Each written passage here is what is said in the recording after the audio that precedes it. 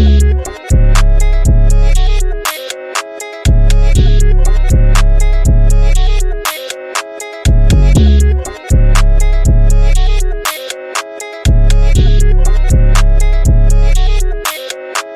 boxing lovers, I hope y'all good. Welcome to Boxing Conversations Swaggy. This is Swaggy K speaking. I'm also listening to an interview by Derek Squatter Davis. He is being interviewed by Fight Hype. Yeah, he's being interviewed by Fight Hype. Like, I'm literally watching it. Like, yeah, he's one of my favorite fighters. Yeah, I be listening to interviews a lot, but I have to pause this because it's gonna disturb me a bit. So yeah, welcome to Boxing Conversation with Swaggy. If you haven't subscribed, I would highly advise you to do so. Yeah, without wasting any of your time, today we are gonna be talking about a very, very great fight. Like a very great fight. And it's happening. Like, that's the nice part. It's happening. I am talking about the fight between Vergil Ortiz Jr. and Erickson Hammer Lubin. Now, this is gonna be a very great fight. Like, this is gonna be a perfect matchup. And in boxing they say styles make fights. I feel like this fight is between two guys who are tailor made for each other, with Ortiz being a pressure cooker. He also has skills, power puncher. He's fast. He's not slick, but he's fast. If you would watch his fight against Israel Majumov, who gave Terence Bud Crawford a run for his money 9 months ago, you would notice that because Ortiz won, you would notice that during the fight between Ortiz and Israel Majumov, Majumov was the boxer there, obviously, and the fight happened with us as fight fans knowing that, okay, Majumov is going to be going there to outbox Ortiz. We all know that Majumov also has power, in both hands. He's fast on his feet, skillful. Ortiz defied the odds, bro. He beat the odds. He went in there, put pressure, a huge amount of pressure, landed more punches. He was patient, displayed the fact that he has, experience, and he went in there and did his thing, man, and came out on top. Kudos to him. That was definitely not an easy fight, but Vergil Ortiz is different. However, his fight against Serhei Bohachuk. Damn, I can't pronounce the name, but anyways, I think it's Serhei Bohachuk. Many people felt like Vergil Ortiz didn't do enough to win that fight. I think it was the fight before he fought Majumov. He was fighting against Bohachuk. And many people feel like he never did enough to win that fight, considering the fact that there was also a controversial knockdown, which was ruled as a slip by the referee. So there were many things being said, man. I'm talking about this fight right here, Ortiz versus Bohachuk. Ortiz versus Bohachuk. Yeah. So yeah, people felt like Ortiz didn't do enough to win that fight, but Ortiz is a warrior, man. He went to war. Like, I honestly didn't have a problem with Ortiz getting the nod in that fight. I also did not have a problem with Ortiz not getting the nod. Maybe the fight being a draw or going to Bohachuk. I really didn't mind. And the fights beforehand, he won all of them by knockout. Heading into the fight against Bohachuk, Ortiz had 21 fights, 21 wins, 21 knockouts. Very impressive. I don't even have to break down his knockouts because he was just fighting guys and stopping them, Yeah, and the fight between him and Bohachuk was his first time going the full 12 rounds, and the fight between him and Israel Madrimov was his second time going the full 12 rounds. So now he has 23 fights, 23 wins, and 21 of those fights coming by way of knockout. As far as Erickson Lubin is concerned, I won't lie, I haven't watched many of his fights, but judging from those I have watched, I think he's a great fighter. He's a good opponent for Vergil Ortiz. I actually haven't watched too much of Ortiz and Lubin, both of them. I think I only know like 4 fights of Erickson Lubin. He lost to another great fighter, Jamal Charlo, who was, I think, undisputed at the time in the super middleweight division. He lost that fight by knockout, but then he put on a great performance, but then Charlo was just a better fighter that night. He also lost to Sebastian Fundora, but that fight could have gone either way, but then eventually, Fundora used his reach advantage, his size, his power, and eventually he broke Lubin down and won that fight. But Lubin was putting in some work, man. Like, he was also holding his own. He wasn't backing down, but then again he lost to the better man. But he had a great knockout,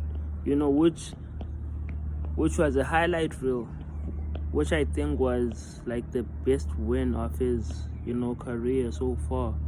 The one against Jorge Cortez. Yeah, he won by knockout, and that's where he showed us that he has skills. He also made a classic move, from way back. He hopped down, got straight back up, and landed a straight left hand, if I'm not mistaken, which dropped Cortez, and Lubin won. He also won a very debatable decision against Jesus Ramos.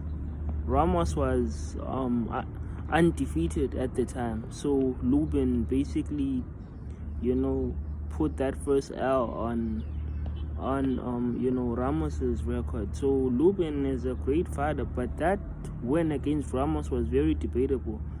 It could have went either way. I think that Ramos did enough to win the fight because I was watching it too.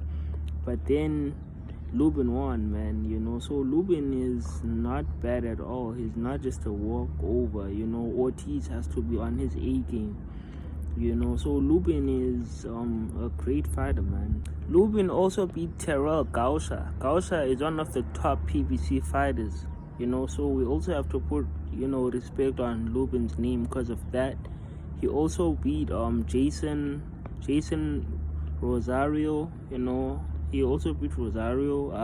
I don't remember his name, but he also beat him, and I believe he is a former world champion. So Lubin has a great resume. He has a stacked resume full of champions. So he was holding his own, And lastly, in his last fight on Pro Box, which was also live on YouTube, shout out to Pro Box because that fight was live here on YouTube.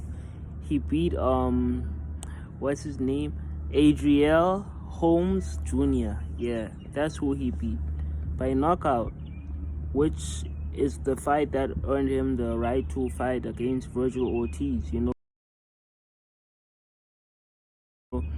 But Holmes is no disrespect to him, he's a great fighter too in his own right, but he is like, we can't compare Holmes and Ortiz. Vergil Ortiz is different. He's a he's a A-level fighter. His levels above Holmes, respectfully, But then, nonetheless, I feel like Lubin is a great fighter, and based on his boxing, abilities, what I can say about that is that he can box. He is African American, so of course he can box. He also has power. For the most part, he uses his heart. That's what I can say, because every time I'm watching him, I be saying that, like, damn, honestly, in the yeah, but like that means that he has the heart of a lion. He has the heart of a lion. That's what that means. So I feel like Lubin is good in that aspect. He does not back down. He has that will to win. Even in his losses, he never backed down. He only lost to Jamal Charlo, a former undisputed champion. Charlo was undisputed at the time, unstoppable. He only had one loss against Tony Harrison, which he also avenged by knockout. So practically, if we can debate, he was undefeated, but not necessarily so, because Tony Harrison already beat him, debatably so, in the first fight too, and then Charlo avenged it by knocking Harrison out. So let me just put it like this: Charlo was not undefeated. He had that one loss, which he also avenged against Tony Harrison. But what I can say is that Lubin lost against the best Charlo. Yeah, that's what I can say. And now Charlo has 2 losses. Of course, his last fight was against Canelo. We all know how that went. He got dropped, I think, in the 10th round. And yes, he lost by unanimous decision. So Charlo is a great fighter. He only lost to Harrison and, Saul Canelo Alvarez. He also lost to Fundora, who's gonna fight Keith Thurman, which I think, was a great fight. That wasn't a one-sided fight, but then Fundora eventually stopped him. So I think that Lubin can actually pull the upset, but if I'm being realistic, I don't think that he will beat Ortiz as of now. I think that Vergil Ortiz is at his best. He's in his prime. He has already found his man strength. He is 23-0 with 21 knockouts. And Lubin is 27-2 with 19 knockouts. 27 wins, 2 losses, and 19 knockouts. So yeah, he has 29 fights in total. So he is experienced, but so is Vergil Ortiz. I think that this fight is gonna go to Vergil Ortiz. How do I think Vergil Ortiz is gonna get the nod? I think it might stop him, man. I think it might stop him. I think he might win by knockout. I think Vergil Ortiz and his team, Mr. Robert Garcia, Bam Rodriguez, I don't think they're sparring though, because Ortiz is big, but they might be. His team, he has a great team. Mr. Turkey on his side. Everything is on Vergil. Nah, not Mr. Turkey, sorry. Mr. Oscar De La Hoya from Golden Boy, so, and also Oscar is a Hall of Famer legend. He was a great fighter. He beat the likes of, Julio Cesar Chavez Sr. Oscar was a great fighter. I won't even lie. He beat so many great fighters. I could talk for the whole day. Yeah, man, I think Ortiz is gonna win the fight by knockout. However, I think that Erickson Lubin does have a chance. I'm not writing Lubin off. I'm definitely not doing that, considering the fact that he might be more skilled than Vergil Ortiz. Yes, I think that he has more skills as compared to Ortiz, but I just think that Ortiz is more so the tougher one. He is the full package, and he has also stated in his most recent interview that people think that he only has power and he's this monster, whereas he can also box. He He also has speed. We saw that in the fight against Majumov. He also knows how to take his time, be patient, how to, counter punch. He knows how to beat a skillful boxer. We all saw that against Majumov. So all in all, I would say Ortiz is very, versatile. He's not just one-dimensional, just, the regular come forward style that we know. Nah, he is very versatile. He has a lot of tools in his arsenal. He's also, a great body puncher, so yeah, I think that Ortiz is gonna stop him. But I do think that, like I said, Lubin does have the skills. If he would box, be smart, take his time, but at the same time be careful of the power of Ortiz, because we know that Ortiz also has that one punch power. He is 23-0. He has won all of his 23 fights and has won 21 of them by knockout. So I think that Ortiz is just different, man. He's different, and he has proved it time and time again. He would give a lot of great fighters a tough time. He would even beat them, if I'm being honest. So Ortiz is just on another level. But Lubin should use his feet, use his speed, make sure that he lands, And Lubin does have power, like I said, he is 27-2 with 19 knockouts, 19 knockouts is a lot, man. There are fighters out here with like 30-something fights with less than 10 knockouts. So Lubin does have power. He does have a puncher's chance. Not only that, he can outbox him and make it easy, but he will have to dig deep, So yeah, but all in all, not to confuse Ortiz for the stoppage.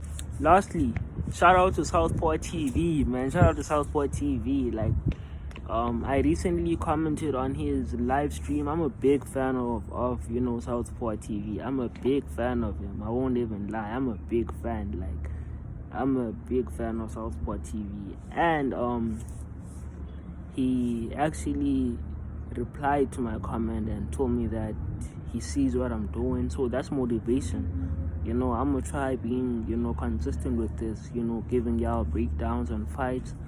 I'm gonna play the live stream because I actually took a screen record. I hope he doesn't mind. With respect, Southpaw, this is not for cloud, but I'm just appreciative, man. You feel me? Because I look up to you. You're funny, and you actually, Southpaw actually states facts, bro. Southpaw TV actually states facts, in as much as it's funny, but he states facts, So I feel like Southpaw is the best in the game right now when it comes to, giving us great boxing content in terms of entertainment, making us laugh. You feel me? So that's Southpaw TV. I'm gonna play the video. Southpaw, the most factual and funniest, hands down. Wouldn't mind if I upload. I wouldn't mind if you upload every second. All love, Southpaw TV.